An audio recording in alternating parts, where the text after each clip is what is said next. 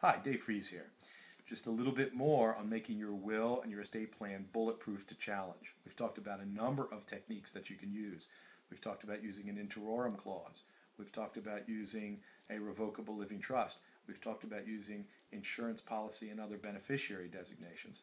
We've talked about documenting in the attorney's file exactly what you know and understand, as well as the fact that we followed all the formalities required under state law and that none of the common bases for attack were present.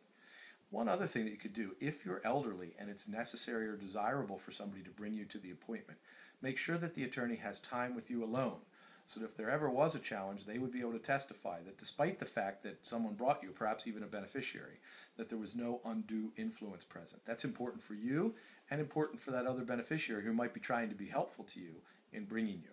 So make sure that your testamentary capacity is documented by the attorney and make sure that there's no undue influence.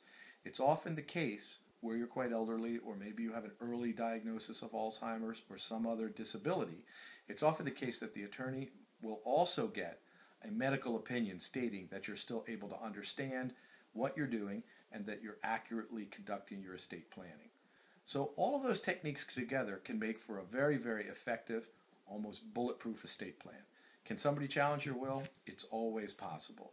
But if you observe some or all of those techniques, you're going to make it much, much less likely that anyone will challenge. And if they do challenge, you're going to make it unlikely to impossible for them to prevail. Have a great day. If you have questions or comments, leave them here on the blog, and we look forward to getting to them. Take care.